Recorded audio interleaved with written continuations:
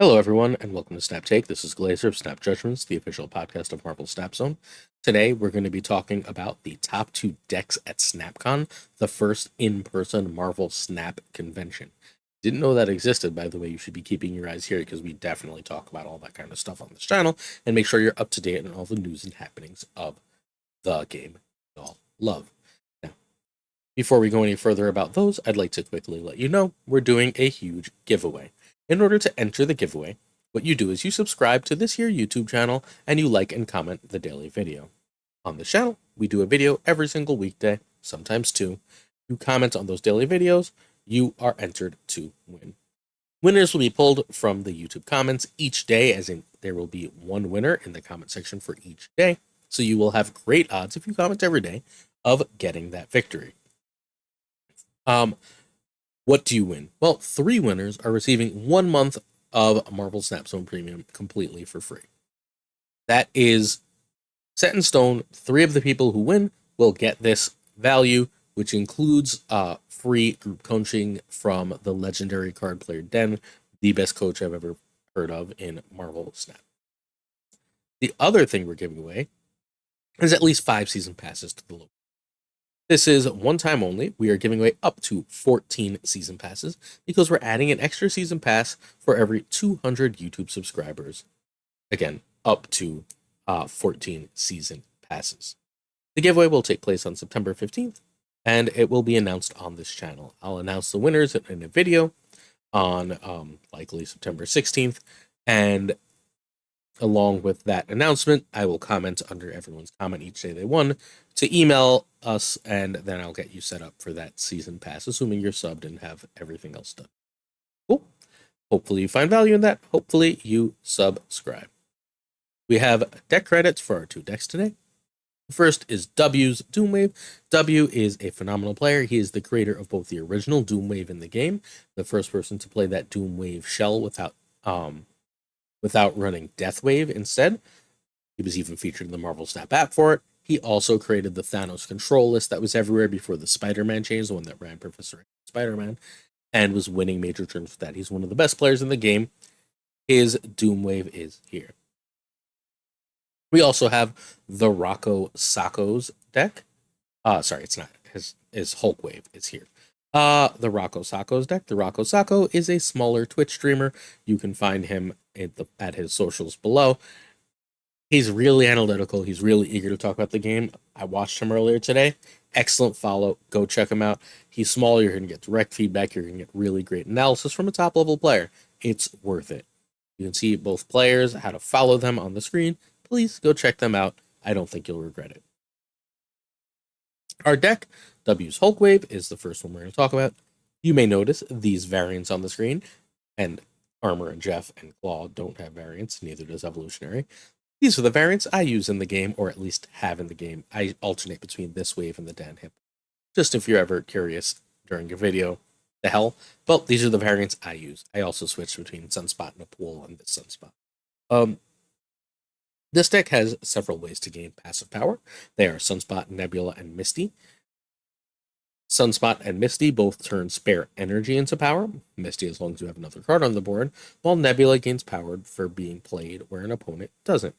These should be protected by armor if you think your opponent is playing Destroy, or like a Serra deck. We also have Jeff for extra reach, Mr. Fantastic, and Claw also help offer reach. Those cards are power that spreads out. They help you win at low power lanes and spread out ways. Cyclops and Hulk are ways to win power in a single big lane. Both Cyclops by weakening your opponent's cards there, and Hulk by being freaking humongous, help win the game by just being taller.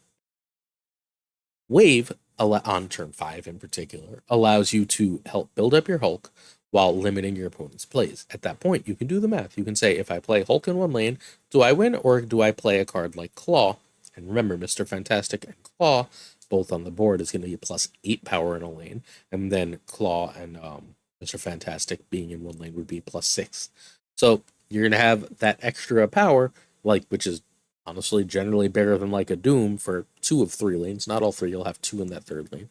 And that's basically going to say, okay, they can't match me wide enough because I played Wave this turn.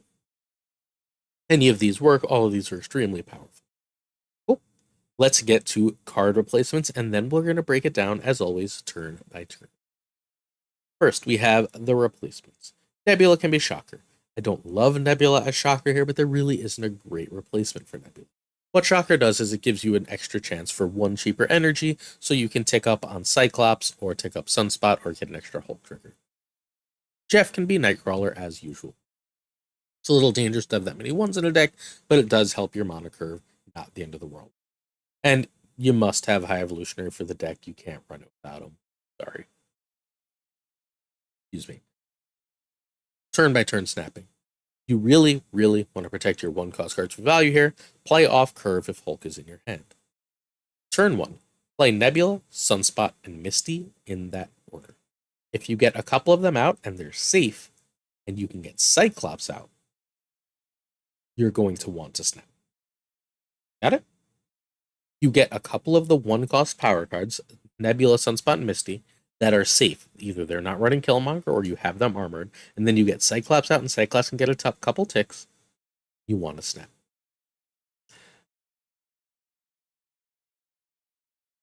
Turn 2 is the same as turn 1. You only armor on turn 2 if you see a destroy deck, if you have a 1 to play, otherwise play a 1. You can, for example, see a Deadpool or a Nova or something on turn 1. Turn 3, armor, again, if you're worried about Killmonger or have Hulk, so you're playing off curve. Then Mr. Fantastic, then Cyclops. You never, ever, ever wave here. Turn 4 is the same as 3. Turn 4 is when I like to snap if I have wave in hand. I've now seen every location. I know that wave can get me the advantage I need to win. Turn 4 is the exact same thing as turn 3. You're never waving, and you're almost never playing High Evolutionary unless there's like literally absolutely nothing else. Remember that skipping with Sunspot on the board is the same power as playing High Evolutionary. Turn 5, you're playing Wave, and any 1 or 2 drop you have, you prioritize a 1 drop if Hulk is in hand.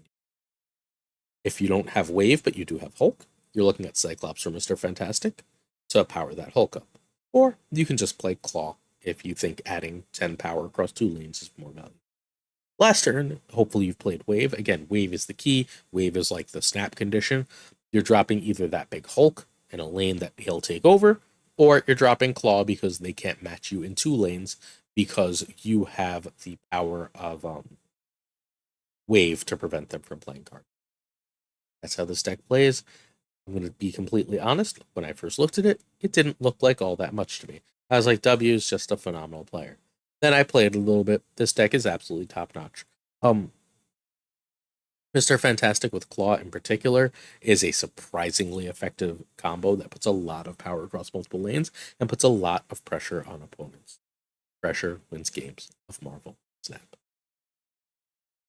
Our next deck is the Rocco Sacco's Snapcom winner. This one is a deck we've talked about previously, or at least similar versions of it. It is running the same, or 2 of the 3 early cards to gain power. We use our Nebula here. We've got Sunspot and Misty for the exact same reasons earlier, Armor for the exact same reasons earlier, Jeff for the exact same reasons, and Cyclops for the same reason. This is where the deck departs. You've got Cosmo and Armor also to protect your taller cards, She-Hulk and Hulk. You've got Magic as part of a package. You'd really like to get Cyclops down on 3, and then Magic later, and then you go Leech, skip, play She-Hulk and Hulk. Both Legion and Leech help protect your Limbo so that you can go off with more power than opponents can match at the end of the game. If you do somehow have priority, you've got Cosmo and Armor hopefully out at various points throughout the game to help protect you, help win games of. The replacements. Jeff can be Spider-Ham. That's the simplest replacement. There's not a great reason for Nightcrawler here. You're not getting any real benefit. So Jeff can be Spider-Ham or Luke Cage if you don't have Spider-Ham, or Scorpion if you have either. Legion can be Shang-Chi or the Thing, but I think it's a really steep downgrade for either of them. However, if you added Scorpion for Jeff, then all of a sudden, looking significantly better is Abomination. Not great, but better. It gives you sort of like a backup extra big card. And obviously, this High Evolutionary deck, High Evolutionary, cannot be changed. Your main goal here is to get magic out, then play either Leech or Legion, then skip turn 6 and play Hulk and Shield. That's going to win most games of Snap, right? You're still getting enough power out elsewhere because of your Sunspot, your Misty, and your Cyclops, and then you just sort of go over the top. So turn 1, you'd like to play Sunspot. You have Misty and no Sunspot, obviously. Turn 2 is Misty unless you need to armor. This should really sound familiar. Turn 3, Armor of Hulk is in hand, if not Cyclops. Turn 4, Magic, and Magic is the key to the deck. You really want Magic by turn 4. It's hugely important, almost so important that maybe back here, your Legion change could end up being America Chavez. You can also play on turn 4 Cyclops if the order got messed up. Cyclops on 4 is a really great play. It ends up being a 4/6 that messes up your opponents very strong. Turn 5, if you played Magic, Leech is best, right? Like, Leech is going to turn off their Shang-Chi's, make it so that it's going to be really hard for them to match your She-Hulk and Hulk power. While, hopefully you can hear my cat. My cat has decided to say hello during this video. Or you can play Legion and turn everything into Limbo. Everything is Limbo, that's great. Another thing you can do is you can pass turn 5, and on turn 6, you can play Legion and She-Hulk, turning off your Limbo, stealing the game. If you didn't Magic by turn 5, you're obviously going to have to play it by then if it's going to have any effect, so do so. Turn 5 skip, or I guess that Legion She-Hulk play is always an option to steal some cubes. And turn 7, you drop She-Hulk and Hulk. Hulk is hopefully 16 to 18 power, She-Hulk is 9 power.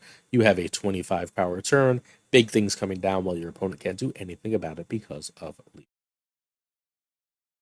This is not a super consistent deck, but when it goes off, it's one of the stronger decks in the game. This is not a ladder deck. In Conquest, however, where you can run away for 1 a lot and then claim massive cubes with your cards like Leech, snap early, snap often when you've got your combos going, then you are all set. You are basically snapping whenever you have Magic and a way to protect. That would be Leech or Legion. So Magic and Leech or Legion are your snap conditions. And then you're passing, and you've got 7 turns to try and see Hulk and She-Hulk. As long as you do, it's a good game. You're going to win that game of Snap most of the time. Your Sunspot needs to be protected because your Sunspot gets really big, passing turn 6. Make Sunspot, if you missed every other skip, a 1/6. But you're passing a lot more than that, so he's off on a 1/8, 1/10. Really, really great, really powerful deck. Congrats to Rocco on his major victory. Finally, closing 10. I think both these decks are really good.